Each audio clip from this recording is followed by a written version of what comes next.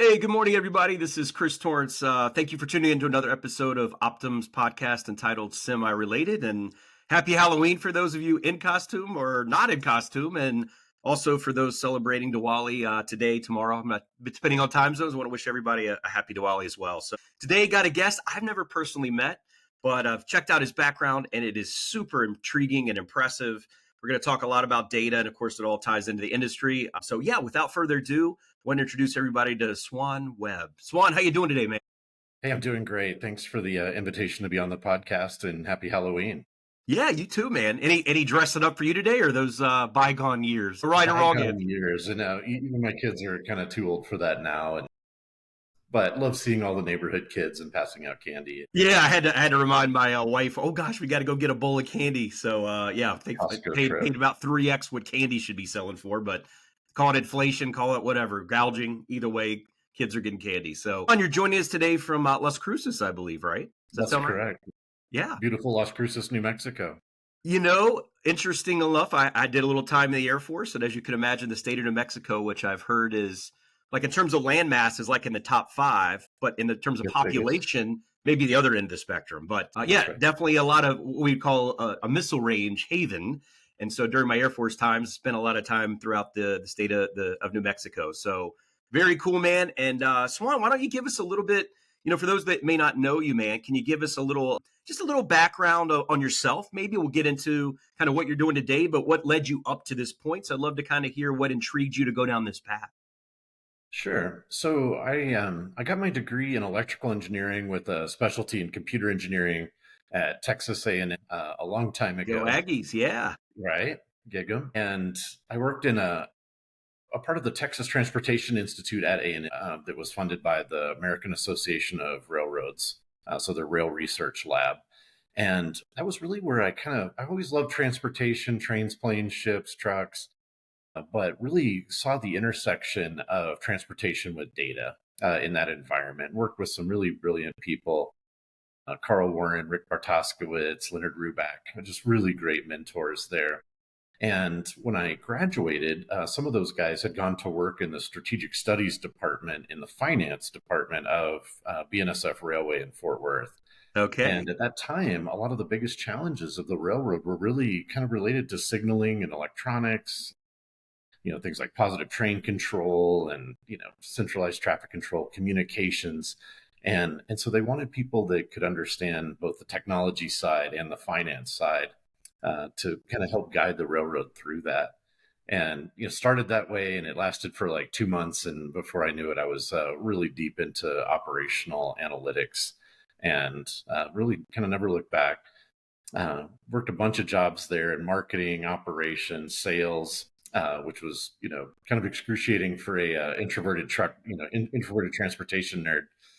And I don't know, I guess probably in the early 2000s, followed a mentor to a large reefer carrier and ended up running the brokerage division there. Uh, Is that did a lot of, FFE by chance? it was FFE, Yeah, yeah. we have some, we're familiar with Frozen Foods Express. So very cool. Great company. Really loved the Stubbs family. They were great to me. Did a lot of cool stuff with the brokerage division there. And from there went to Mesilla Valley Transportation, Yeah. running sales and intermodal.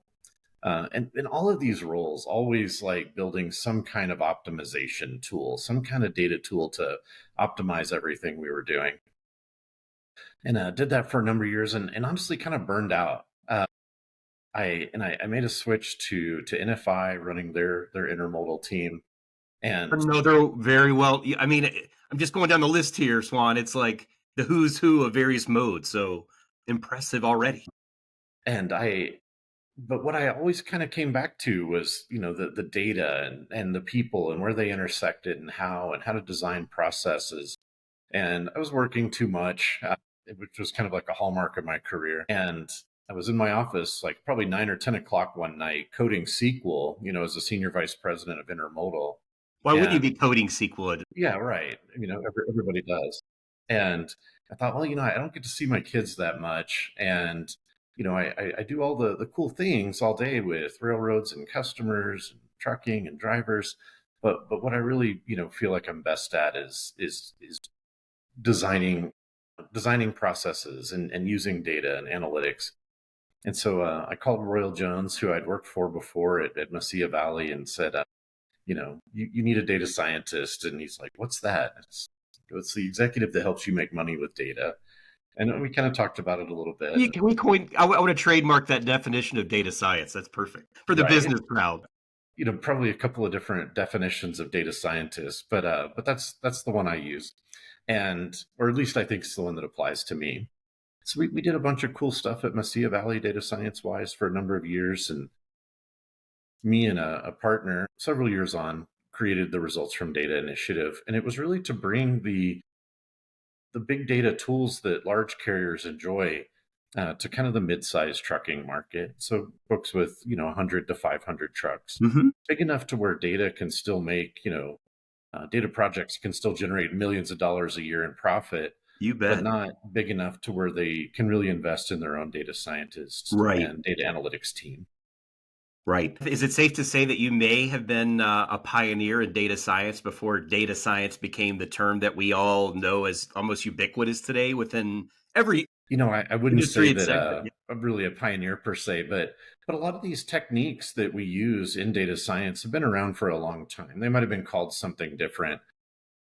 I remember seeing a cartoon once, and it showed a crack in the wall, and underneath it said statistics, and then the same crack with a frame around it, and that's machine learning, and then the same crack with the frame around it and a bunch of people standing in front of it, artificial intelligence. And I think that that's really true. The statistical tools that we use for prediction in the industry, are pretty well known. I Yeah. mean, they're not to say like TensorFlow and some of the newer tools, the large language models, definitely new, definitely advancement. But a lot of kind of the everyday tools that we use have been around for a long time. Have you seen Swan that since that again a lengthy and storied career and again very impressive by the way with just getting exposure not only in rail but in maybe LTL or temp control then some full truckload and you've seen the evolution of what data, right? I think if I go back 20, 30 years ago, data was a term, but nowhere near again what we see today. Was there a time in your career where you really felt like this is maybe it was all along, but was there ever a tipping point where you said, hey, I think this industry at large, and we're speaking transportation logistics, is really starting to value what may in the past have been deemed as just go back, the nerds go back and work on the whiteboard here and we'll let you know if it makes any sense because there always is a little bit of a gap between the business crowd and those folks that are a little more technically savvy. But was it more incremental over the years, or do you think there was a precipitous or a certain point in time where you really got excited because the appetite for data and the data science became much stronger at some point? I would say it's a really wide distribution. And so I can think back to, the late 90s or early 2000s when companies like Schneider, JB Hunt, were very advanced. UPS, I mean, what, 1,000 industrial engineers on staff. Right. And so trucking has always had some of the most advanced analytics and technology anywhere. CFI is another one that comes to mind back in the day. Just really, really strong technology wise. And I think still to this day, we have fairly large carriers who still kind of manage by the seat of their pants, by intuition or the process or what's worked for them, up until this point. And we have everything in between. But I feel like, I don't know, maybe with the introduction of tools like Tableau or Power BI, Yeah. back in kind of the 2010-15 timeframe, like that seemed like an inflection point to me. And I think when we went from kind of daily data, like looking at lag measures on a daily basis, to lead measures requiring real time information, that was also kind of a major shift. At that point, analytics turned from not just being the scorekeeper, but from being the prescriber of what to do. Right. Right? We all want our Right. miles per truck per day to be better, and here's the scoreboard for yesterday. But that number is going to be better if we go move these trucks that have been sitting that shouldn't have been right now. Yeah, yeah. And in my own career, I look at it, and I'm certainly not nearly as technically savvy as you. For the record, anyone that knows me would wholeheartedly concur, I'm sure. But I'm with you. I've always felt, as a former operator myself, I just there were a lot of things that I felt there were, data tells a story in its own right, and it's an empirical type of story, objective. I think my biggest challenge over the years, Swan, was just I don't know that the databases, the tools, the fundamental systems of record, maybe they just weren't sophisticated enough to really evolve into the analytics and even further where we are now with the AI revolution. But yeah, I think it's always been there. But have you noticed, or did you sense, or maybe you still sense it? The from an executive level that has to make these. They have IT budgets and they've got to figure out how to allocate those dollars. Do you feel like that? You mentioned earlier, like there's still a lot of companies today, call it spreadsheets or other more rudimentary ways of doing it. Why do you think there's like, is it resistance? Is it budget? Is it just a knowledge gap? All of the above, perhaps. I always wonder when I go into to organizations that, like you mentioned, the vast majority of trucking, for example, you mentioned that 100 to 500. I mean, that's still even more than a lot of if you really aggregate all those small to mid-sized fleets that make up that long tail. But I still can't get through to why even the more established, larger organizations still have this hesitancy to kind of let data tell the story versus that gut feeling intuition. What has your experience told you and why that may still be the case even today? So, having worked at BNSF Railway, which when I was there was a 150-year-old company that, James J. Hill founded and Yeah. Abraham Lincoln worked at, it still had that institutional culture. Union Pacific, same way. It has an institutional culture that goes back, 100 years. And you see that, really plainly at railroads. You see it at trucking companies too. Like we develop momentum and inertia, I think, within organizations. There's the way that we've always done it. There's fear of change and there's fear of the unknown. And doing something completely different in a high capital, low margin business is Yeah. scary. Yeah. And so, you're saying, well, for the cost of investing in a truck, you're asking me to invest in servers and reports and the nerds with the whiteboard. And that's hard. Like I know I'm going to make money if I spend capital on a truck. I don't know if I'm going to make money if I spend capital on data or analytics. Yeah. And anecdotal. Yeah. Excellent point. I would agree. So, has there been a time or a project that you've been involved with in any of these prior organizations, or maybe even today we'll get to that? Have you been at, are you feel that the appetite, especially this day and age, is starting to evolve? Because you're right. If I buy a new semi, right, there's a tangible benefit. I see it. It's there. With more data, it's these IT projects and initiatives, et cetera. It's not always an immediate ROI. It takes an investment. It takes time. But can you recall any time in your career where you've had it, folks that were leaning into this, they decided to move forward and shift mindsets into this, and then they started to reap the benefits. And you may see that every day now, but just throughout your course of your career. Yeah, I think we see it all the time. And, I would make the case that there is no higher return on investment in the trucking industry than data or analytics. Like there's very few things that we can do where we go and spend 50, $100,000 on a project and reap millions of dollars a year in benefit through things like fuel efficiency or maintenance cost control or order to cash or whatever. Yeah. I also like to break things down, I always looked at, and this is again, certainly not going to claim that I come up with this type of, mentality, but, I look at the three prongs, right? And in probably any industry, but in this one for sure, you've got your people aspect, you've got your process aspect, and you got your systems aspect, right? And Sure. I found throughout my career, people have a tendency, especially with software, like it's a systems problem. The software is not working, and you go back and you look at, well, are the people able to, do they understand how to use it? Do they connect the dots and see the reason why we made the investment? Is the process broken, right? I can't fix a broken process, right? How do you kind of, when you're engaging with customers, clients, et cetera, maybe even today, how do you kind of bridge that to make sure that you articulate and it hits them of really being able to delineate and distinguish between the importance of each of those three areas, and knowing that you bring kind of more of a data background, but you've still got to contend with those other two elements, right? How do you navigate that conversation? Sure. So I really think of it more as like an analytics life cycle. And that begins with figuring out of all the things we can do, of all the different uses of capital and our time and our energy. And it's not just system like IT time or it's also your organization's time and their ability to absorb change. And I think most organizations can really only handle one or two at a time. But if we're going to do that, where do we get the biggest bang for our buck? And I think that that really helps when it's CEO led, right? That Yeah. effort to deploy our capital and time and energy for new systems and new processes is CEO led. And we take the time to build the executive consensus amongst operations, finance, maintenance, sales, even, across the organization, HR, and of course systems, and define like what success is. Like, we're going to do X by Y, and what are the lag and lead measures for that. But at that point, systems without process and people is dead, right? And so if we don't go through and design a process to take advantage of the data, then it's going to fail, or the likelihood of it failing goes way, way up. And as part of that process, and it doesn't have to be ISO, but some kind of ISO type process where you have your procedures and how to use the data, and then most importantly, the roles and responsibilities of the people to use it.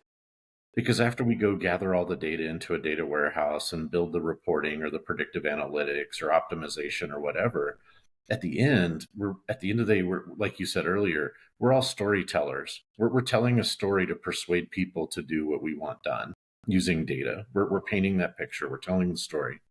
And without roles and responsibilities being well defined and being able to manage to that, again, the likelihood of success goes way down. Absolutely.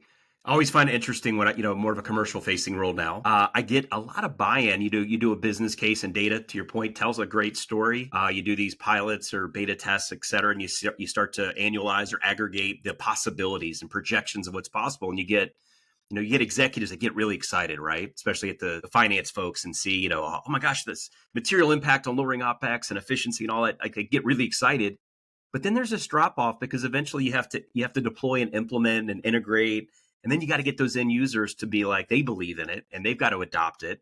And I always find that there's still this gap that I hope more tech vendors, I say this a lot, start engaging those end users, because that's ultimately the make or break. If there's no stickiness or adoption, you become shelfware. Any tips for those? Or you probably, I'm guessing you probably engage with more of the technical side of the house, but they may not be operators, right? They're kind of more on the IT side. How do you guys have any kind of tips or advice for those organizations, no matter what function hat they wear? How do you get those people to kind of buy into this?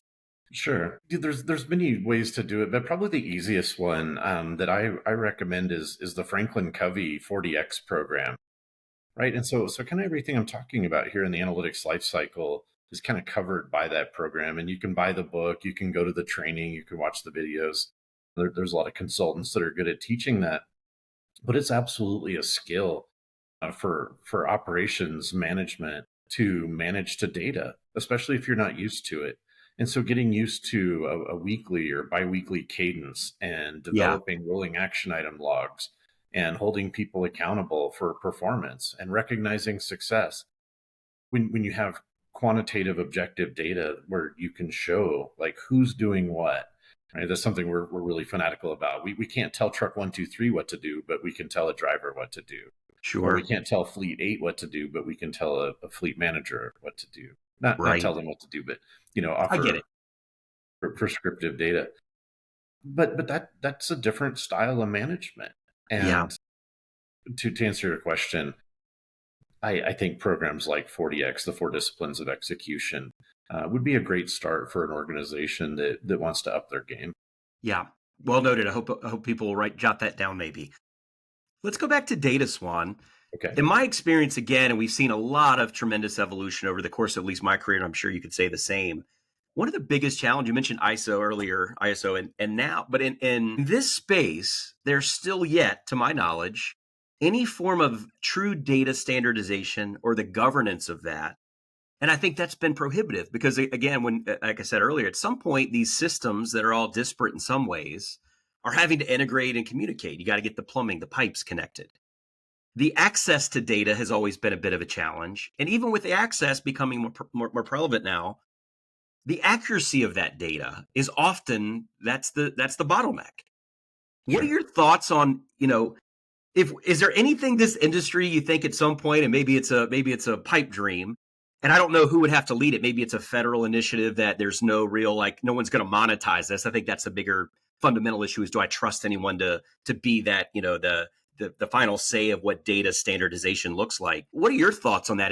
Can we look forward to that? Or are we just going to have to just do what we've always done and find ways to kind of get creative on how to connect disparate forms of data sources? Great question. So we have so many vendors and like the different permutations at any given carrier, even with the same systems at different carriers are going to be wildly different. But that's because to me, every trucking company is like a fingerprint. They're all unique. They all have different processes, people, networks, value propositions, equipment.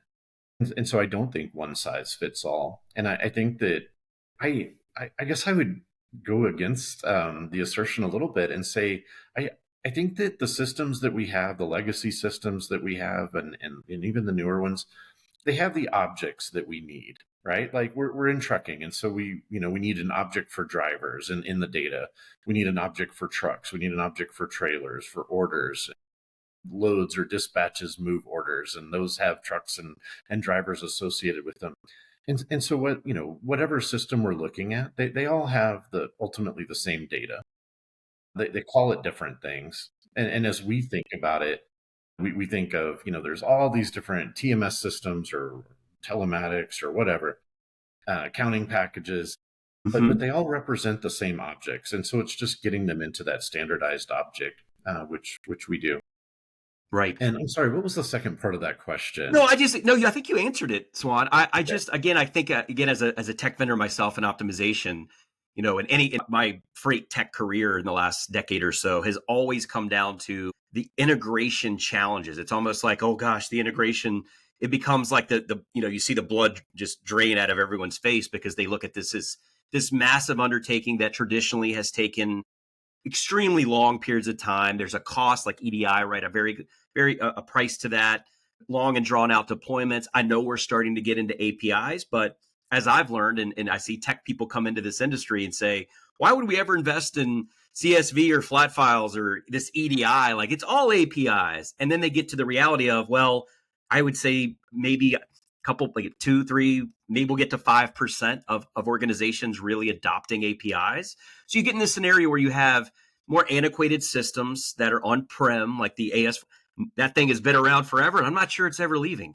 But then you got the modern tech stacks of folks, and I think there's this often this kind of this friction of everyone sees the possibility. You're absolutely right. The objects are the same, right? A lot of most companies are striving to hit that ideal OR, right, which is indicative of probably of everything else working to some extent.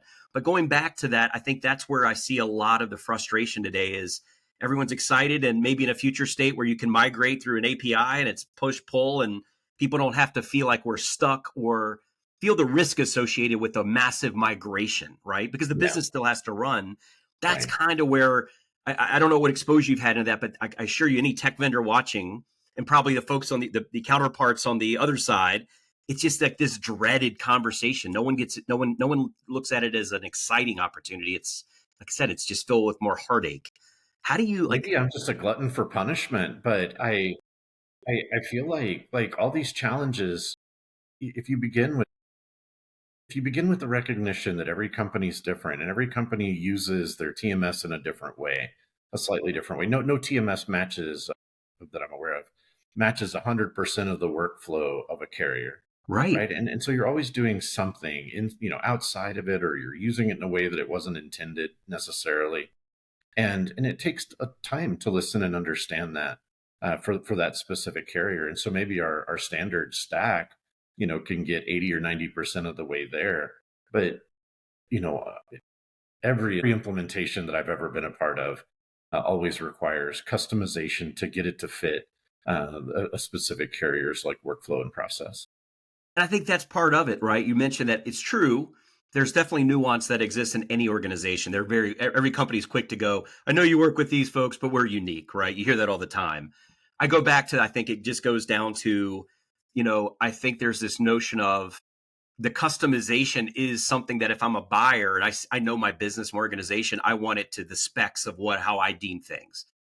The counter argument for SaaS companies, right, that are looking to scale and it's customized versus configure, and it's kind of a bias the way depending on who you answer that is your vantage point. And I think I'm still trying to figure out how we can bridge the need to create custom dev type scenarios and software, which we've done in the past. But as we kind of enter into more of a scalable SaaS model, I'm trying to say we can't customize everything because we have to be configurable in order to hit that level of scale. And I think that's just a conundrum that we're all trying to figure out. And I'm trying to find that happy medium. And I'm a believer that you'll never get 100% of the way there in this industry. It's just this puzzle that I'm not sure ever is completely solved. But being able to say, hey, we can get there 60, 70, 80%. Exceptions are always going to be the case. And I'm always trying to reconcile how we get the users and our customers to see, don't look at it what it can't do, look at the 80% that it can do.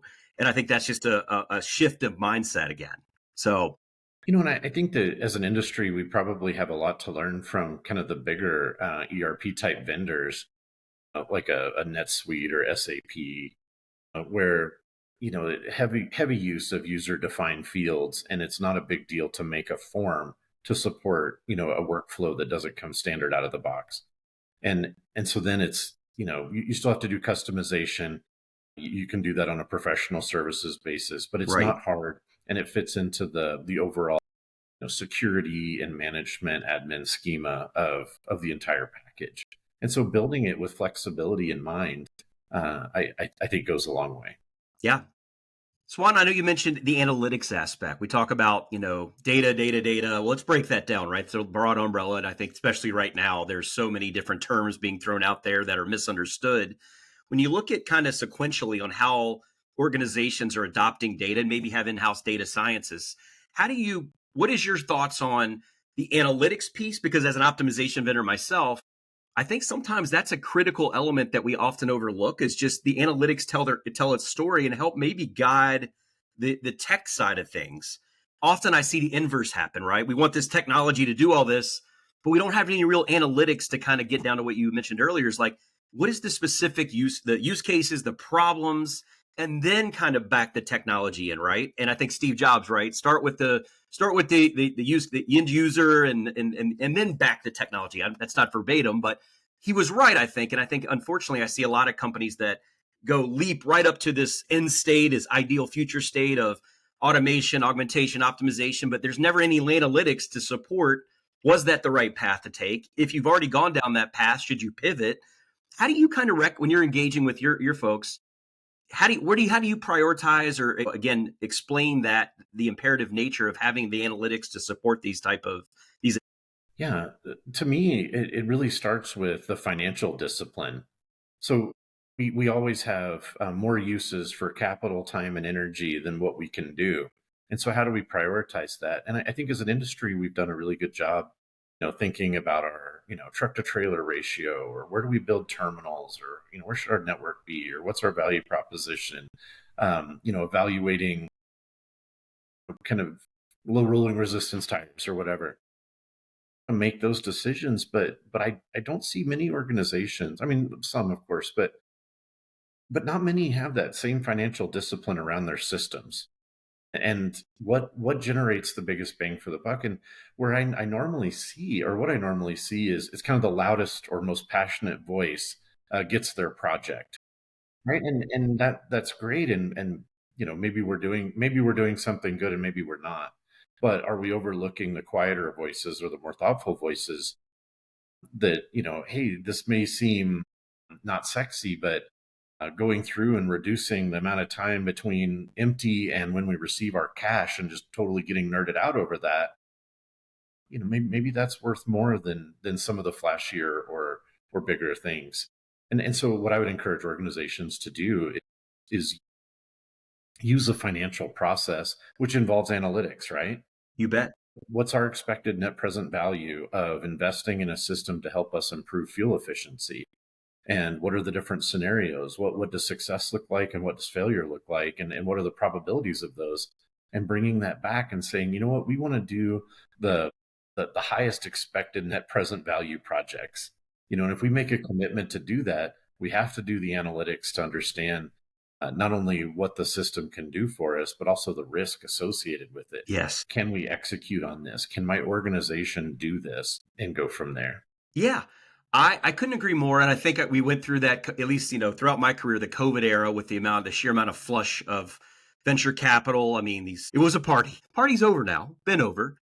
I think you nailed something that I feel like is we're coming back down to earth from going from this bleeding edge, futuristic idea. And again, when companies are flush with cash, they're willing to, their tolerance to kind of explore bleeding edge tech is certainly much higher. I do see a trend now where we're coming back in again down to earth and saying, maybe let's not go to the bleeding edge unless we're ready, which is very few and far in between, in my opinion. Let's focus on those things that, like you said, may not be as sexy or, on the surface at least doesn't seem like it would, yield quite a a material difference or outcome. But I think you're right. I see a lot of things like going back to the back office, looking at fleet maintenance and preventative maintenance and using data to kind of just things that, again, incrementally, if you look at it through a singular lens, may not be like have the wow factor. But when you talk about just expand that on and aggregating that on, especially amongst decent sized fleets, that's a big dollar amount that could be associated. So Absolutely. I think you're right, man. I hope more companies start to go, let's just go with what we think we can do now and incrementally strive to get to more of the bleeding edge stuff. I'm so passionate about that. And especially right now, like my carrier friends are really struggling, right? Like our customers are struggling. Everybody's struggling.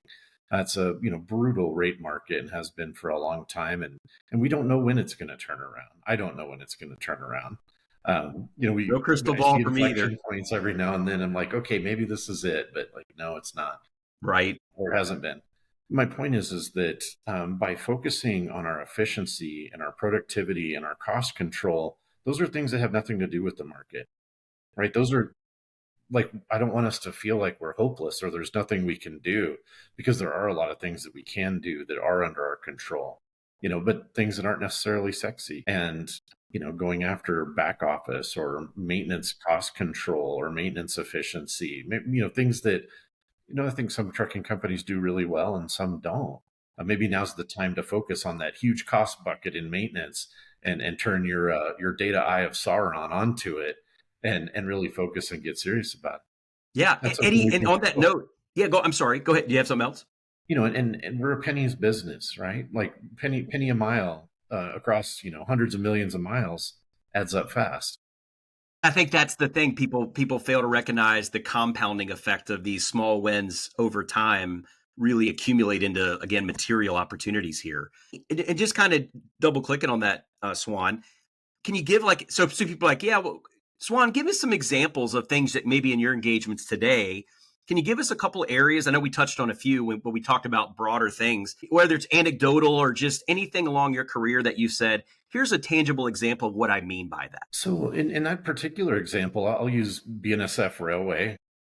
And, in the finance department, we would analyze. So, every year, 400 at that time, 450 potential uses of capital would bubble up every year. This terminal manager wants new track, or this corridor superintendent wants, to double track, or let's replace a bridge so we can, lift a slow order, go invest in locomotives, whatever it was. We would go through every one of those projects every year and calculate the expected NPV, like a risk adjusted NPV of the value of those projects. And we only had, $1 billion in capital to spend, or 1.2 or 800 million, whatever it was, based on the strength of the balance sheet. And then we would pick the ones that had the highest return. And we thought really consciously about that. And I think that, strongly encourage trucking companies to really think about that as well. What would it mean if I could increase my fuel economy by zero 0.5 miles per gallon, right? Like we're at 7.5, and I know that, a bunch of companies out there are at 8, and gosh, I even heard some people are at 9 or 9 plus. What would that mean for me if I could increase my fuel economy by that much? What would it take? And start asking those questions, and that becomes a project. That becomes, can we do this? Should we do this? And how does it stack up against all of our other uses of capital and time? So maybe this all leads up into what I wanted to get to as well. You're working on this, the results from data initiatives, co-founder, principal data science. Tell us about, how did this come to fruition? Was this just the accumulation of all this prior experience? You're going, you know what? I'm ready to go just take my own baton and run with this. Tell our audience a little bit more about how that came to fruition, the genesis, and what your level of engagement is today. And for folks that may be interested in and learning more. We'll get to that towards the end, but I want to just give them just kind of a high level conceptual understanding of this current initiative you're involved. Sure. So my co-founder and I both had, kind of big trucking or railroading backgrounds, and knew the power of data and transportation. We'd seen it, we'd used it our entire careers. And when we looked around, and would visit with our friends who were, owners or executives at smaller trucking companies, and I say smaller, for us, it was that kind of 100 to 500 truck range, that they didn't have the ability necessarily to have data scientists on staff, or a data analytics team, or the IT resources to build the foundation and infrastructure with a data warehouse and the integration tools, and bringing all that together, or to program the reports in Power BI or Tableau. And so we just saw an opportunity to take that to the kind of mid-sized carriers. We did it mostly in a consulting role for a lot of years. And kind of coming out of COVID, what we found is that we were developing things, and then we would hand it off to the carriers to manage going forward. And like a month later, it would be, hey, we have a different workflow now, or can we change this, or we broke the database, can you fix it? And so it really just became much easier to support, not just from a technical side, but from an analytical perspective, just to kind of host all that together for carriers. And so that was the start. And we're not trying to be a billion-dollar company. We really value relationships. I don't ever want to stop coding SQL. I think we were talking about that before the show a little bit, but I love being involved in solving problems. I'm an engineer at heart. And so we're a small team, and we don't take on that many customers. We're looking for the right fit. We really want people who know that they want data. They know that that's the future, but they don't have it and don't know how to build it. And we want to go in and help them do that. So beyond the consulting aspect, is there anything, do you guys do any kind of product development or any of that, or just more of you're guiding them through that and their internal resources to fulfill those objectives? Yeah, so we have a solution set that we market and sell, mostly around consolidated financials. And so Okay. if people don't have consolidated financials across their leasing company, operating company, brokerage, dealerships, Yeah. real estate, whatever, really strong opportunity to have like kind of a real-time view of your income statement, balance sheet, financial KPIs. I mentioned order to cash is another one that we're passionate about. We do a lot of rate per mile reporting to help determine what's in network, out of network, revenue quality, revenue distributions, to help with contract and spot pricing. A lot with maintenance cost control and fuel efficiency. Then we kind of wrap it all up with operational KPIs. And I think we go pretty deep there. So looking at things like network balance, on-time performance, opportunity hours is a huge thing for us. We think that sets the whole operation up for success Yeah. in terms of making appointment times that correspond to the driver's hours of service. And so that's kind of in a nutshell what we do. Yeah, it's such a massive orchestration. I think as Thanksgiving's kind of on the bubble, I tell everyone, for up until the toilet paper shortage of COVID, I think I had to explain what I do for a living for year after year at Thanksgiving. Once we get toilet paper shortage, that became the use case for me to explain how that all works behind the scenes. It's the air. It's like the air we take that we breathe. We take it for granted, right? So, again, I think that I'd love to see that logistics supply chain is now in the forefront more than ever before in my career. It's being taught at tier one educational academic institutions. So I get excited. Finally, it's becoming in the forefront, and it's the backbone of commerce. A lot of this, I think, again, Absolutely. it's just, again, we're behind the scenes a lot. Swan, what excites you the most when you think about the next 3 to 5, 7, maybe out years, technology wise, or anything along those lines, when you see this proliferation of tech, freight tech? I think we made it 40 minutes without saying AI, which I think that might be a record for me. Yeah. There's a lot of buzz right now. And I'm sure when you're engaging with your clients, they're absolutely got to be thinking about this. A lot of emotion charged to these type of conversations. So again, a kind of a two-part question.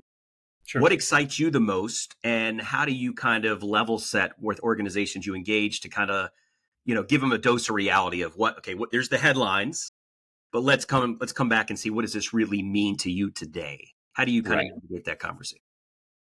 And so I think maybe I'll break that into a couple of pieces in terms of what excites me the most. One, and this may seem dumb, but it's just the blocking and tackling, right? Like I think a lot of organizations still have some blocking and tackling work to do to get better at incorporating data into all of their decision making, to to help their managers and their leaders improve at using data, and just bringing data through the fabric of the organization. And I think that we're, as an industry, quite a ways behind a lot of other industries. And I think a lot about that and why that is and why it still is. But I'm excited about that. I'm passionate about that. I'm really excited. That's one thing, and the industry's there or getting there, or will get there, I hope. But the next thing is optimization, right? And so we frequently, I mean, we've had optimization tools in the past, but seeing them much more widely adopted, being adopted by smaller carriers, I think that there's just massive benefit to the industry from optimization. And then I guess I don't know if I'm like necessarily passionate about this, but I'm intrigued by it, and that is the power of the large language models to improve productivity. And I was thinking about this the other day, like a fleet manager going through and doing check calls on their drivers every morning, right? Like, is there an opportunity to like press the button and have your AI dispatcher for a fleet manager call all the drivers, like, hey buddy, how you doing this morning? And you on time for your load, everything looking good, and have that conversation, but report back, ooh, that's beyond what I can fix, let me transfer you Yeah. to Chris, and he'll take care of that one.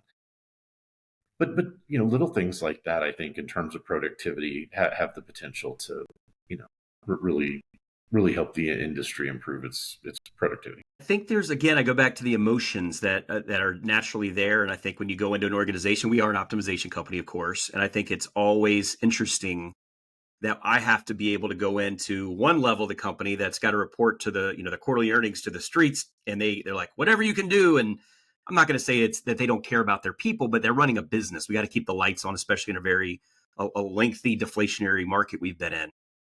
And then I'm looking at the end user that think this pink slip is also coming with this software.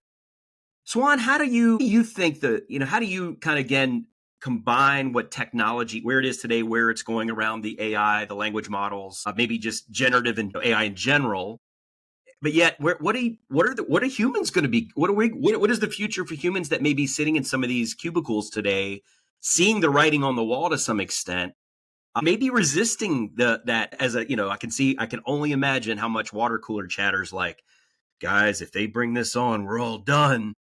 And I think that's got to be something that we know that is surely happening, but we have to, as technology vendors and optimization providers, we have to be able to explain these things, the hows and the whys. How do you engaging with your clients? I'm sure these things come up. How do you had these conversations? And it could be with, again, different functional people at different levels of seniority. How do you get that messaging across? So it's a hard discussion to have, because at the end of the day, increased productivity means that people aren't with the organization anymore. I mean, that's the cold hard facts. Have you been to And an Amazon fulfillment center lately? A right. little different use case, but nevertheless, it's the point, right? But I also think that there's a flip side to that coin. By supporting people with the rote part of their job that they hated doing anyway, just the, like Homer Simpson with the bouncing chicken pushing the button. I'm not saying people in our industry do that, but I I think enabling people to focus more on the problem solving part of their job or the relationship building part of their job, rather than, wow, I keyed in 80 orders today, Right. from email into an order entry screen. Now I can focus my time more on solving problems to get accessorials billed and paid, which Right. makes a huge financial, benefit to the organization. So I also think by using quantitative objective data, it helps us up our game. Like we're not we're not letting the best people go. We know who they are. We know who's the most productive now. We know who's the most successful, the one that's creating the most value for the company, the one that's supporting their team and the organization the most. That's right. And the people that maybe aren't as engaged or shouldn't be there anyway, the data highlights the ones that need to leave. Yeah. I think we must either we've had a past life engagement or you've listened to me or something, but I think you're speaking my language, and that's exactly how, as a layman, I try to convey that. And people always say, Chris, you always say it. My most simplified way of how I explain AI is a really advanced calculator that does all the things that, as a former operator, and you gave some great examples that are involve numbers, right? Math, it's all math, a lot of money and metrics, right? Things that a calculator effectively can do much faster. I'm never going to beat it. I'm never going to be faster or more accurate. And I think that you nailed the message I try to convey is, and I often use an example, like, at the executive level, I say, God forbid, but if you had to lay off 2/3 of your staff just to keep the lights on, I bet that 1/3 that you would keep. And they're like, yeah, because they're our best people. So I think that's a parallel to exactly how you just kind of rephrased it. But I think we are absolutely aligned, and I'm hopeful that message is resonating with everyone, because it's not a binary conversation. I don't like to think there's a day where you flip a switch or hit a button and your entire network is on full autopilot. I think that could get a little scary. So, but I'm glad you and I seem to be thinking along the same lines. And I would also say too, like, I think in our industry, like, we can go out and hire, tech people or data analysts or data scientists, or, people that can do, predictive analytics or whatever, right? Those people are out there, and we can hire them. But what's a lot more difficult for us to teach is trucking, Yeah. right? It takes a lot of time to teach the complexity of our industry to anybody.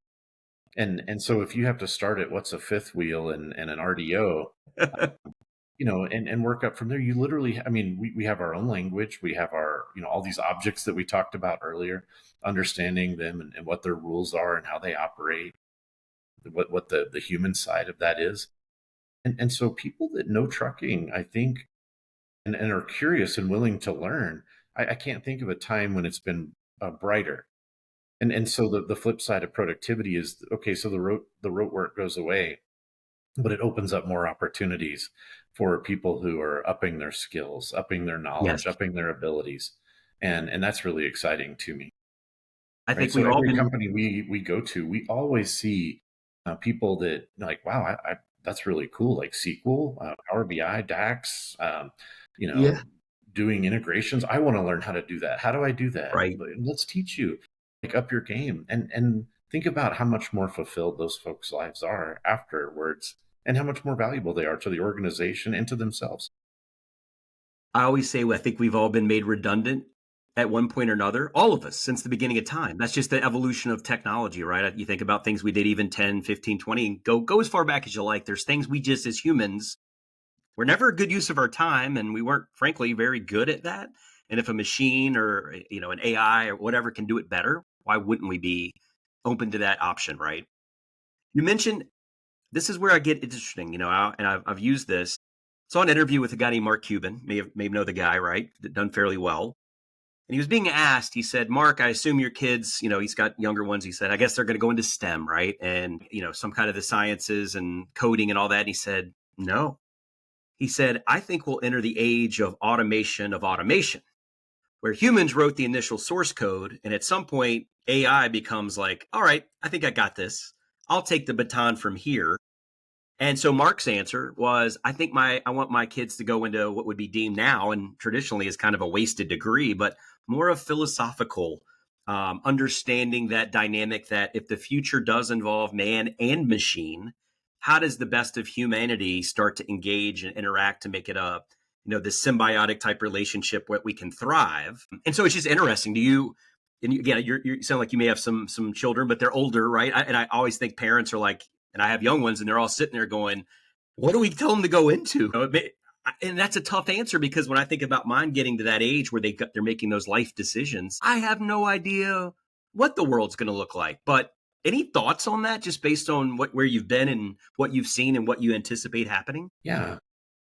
And so one of mine's graduated from college. One's about to go into college, and then I have one entering high school. So they're not that old. It's definitely a question that's on my mind.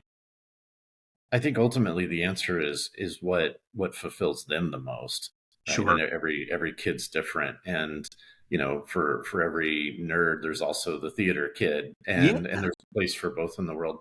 But just in general, I I think that we're kind of moving beyond the how do we do things, right? Like the tool set that we use fundamentally in trucking data analytics applications, maybe with the exception of some of the neural network and large language model stuff, but a lot of that technology's been around since the 80s or 70s, right? Like the People fail to realize that, right? They just assume it just hit the scene right now. the Unix machines that I was working on in C, like these algorithms that we use are in many cases, almost as old as I am. And Yeah. uh and Yeah, and, yeah. and so it's not really a matter of how do we do things so much anymore, but should we? What should we Absolutely. do?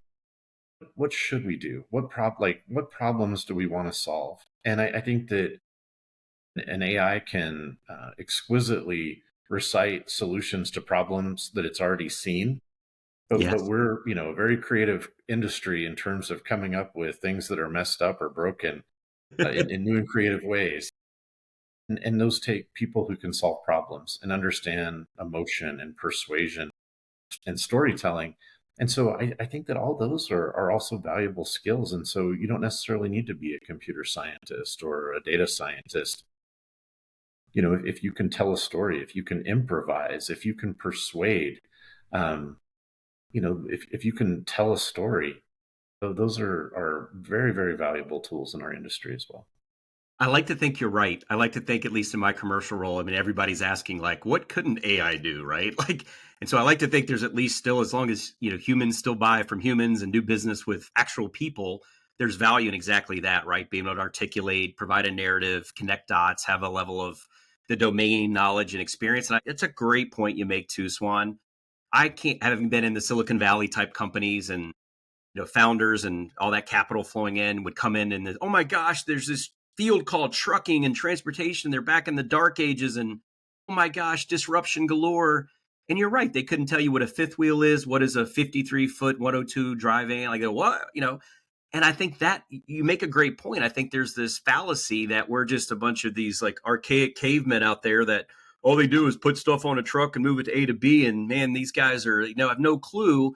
And unfortunately, or maybe in my opinion, I like a little bit I told you so, but they learn really quick. It is not that this industry doesn't realize there's better ways to do it. It's just not that easy, right? It's this web of interconnected, disparate systems of people and nuances. And we're talking about the physical world. I've talked to academics and some really cool theoretical ideas, but the reality is, to my knowledge, things happen every day outside that window that you could never have envisioned. And I don't know that a machine would be able to intervene and reconcile those scenarios. So it's like, I do think that exceptions management, it's going to be a lot of time.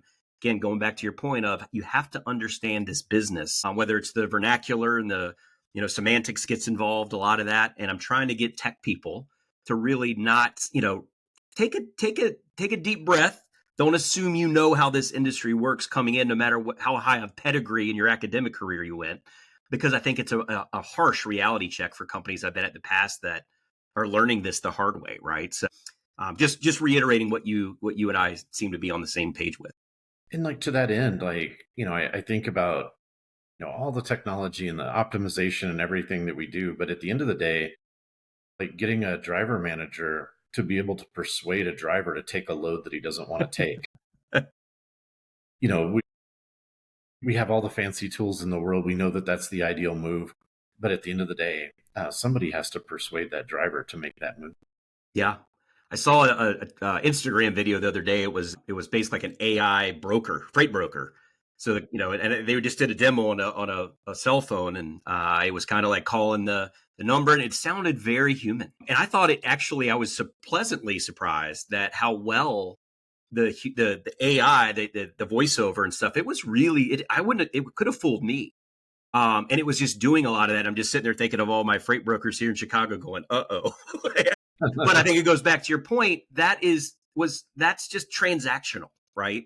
But at the same at that in that same video example, it wasn't an available load or something like that. The AI had scanned all the internal systems and databases trying to figure out if they could provide a shipment or a load.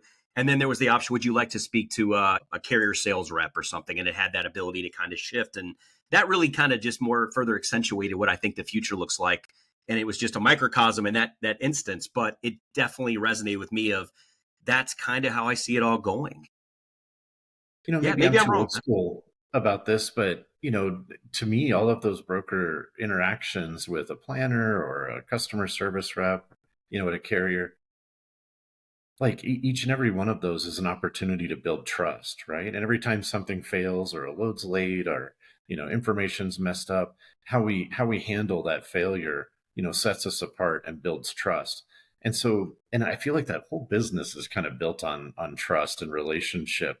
And Yes. so how do we keep and capture that when it's not people talking to each other? Right. It kind of goes back to the autonomous trucks or even just vehicles, right? I think we're still in this interesting period here where, we see the POVs, right? A lot out in the Bay Area, especially, and you're seeing the good, the bad, and the ugly. It's super cool technology, but then you get into thinking about commercial semis and, working back in my Uber days when they were involved with the Advanced Technologies Group over with the Carnegie Mellon grads and retrofitting Volvos with really cool, at least maybe L3, getting to L. I think that's another thing people are really like we've talked about a lot of the like more white collar office jobs, but the driver part, right? I think there's this other thing we got to consider, and I think it's that's a career path that's already a lifestyle very challenging. We're seeing the next gen coming up that doesn't want to be this romanticized idea of a team that's all out on the road 3 weeks a month. They want to be home for dinner with their families just like we do. And I think there's this interesting period of how do we attract that next generation? And they're all asking, like, well, am I going to be replaced by some autonomous truck here? And, I always kind of say, like, even if the technology's there, the amount of regulatory and legislative hurdles, the public trust, these things are going to take time. Do you have any thoughts? I know that's a very specific part. I don't know how much, engagement you do with like autonomous, but I'm sure you get that these kind of questions with the fleets you engage with, like, what does that dynamic look like? Do you see that happening where we're in a period of where we're at hit L5 and years down the road, and then there's no human element and it's just a like truly mathematical modeling? I always that's a fun conversation over a beer too, right? Any thoughts on just that Right. aspect? I'll tell a personal story here. Sure. So when I was at the Texas Transportation Institute, when I was at A&M, we worked on positive train control. So the Mm-hmm. positive train control was already a mature technology, even in the mid 90s. So that the train could drive itself. It wasn't it didn't have to just be the safety overlay that it is right now. In many ways, you could take all the people off the train. And so railroads, for the most part, own all of their own right of way. They own all of their own track. They maintain it all. They control the signaling. They control the access. There's highway grade crossing interface, but they control that. And here we are, 30, 35 years later, and there's still two people on the head end of every train, at Right. least. Is that a And liability thing? Maybe. I don't know. well, one, I think, any railroad operations person will tell you that, if we think things can get messed up badly in trucking, try railroading operationally. But handling those messy edge cases, right? And so like just driving down the road, Las Cruces to Tucson or something, wide open, interstate the whole way. Yeah. It seems like, yeah, that checks out. That could probably happen. But what do you do when there's a really bad dust storm, or the construction cones got knocked over or whatever? And then you start talking about explosive liability and going in front of juries, and it's big deep pockets in the company that made the truck and the autonomous system, Yeah. and potentially big deep pockets in the carrier that's operating the truck. And to me, that seems like a plaintiff's lawyer's heyday. Yeah. I And think I don't think we've really seen liability, that right? play out yet. Yeah. Yeah. Well, look, Swan, I've taken an hour of your time, believe it or not. I do want to give you a chance, though. It's been very intriguing, by the way. You're obviously a much smarter fellow than myself or No, that's anybody. not true. No, it's 100%. The You don't bar's have not data on high that. though. The bar's not too high. But I appreciate all the insights. Data science is a field. I love that. As an optimization vendor, I'm still learning every day. great to meet practitioners with, extensive backgrounds that kind of to some extent see the world similarly when it comes to this industry of, what's ideally possible, and balancing that with what's feasible today, knowing absorption rates of the industry at large.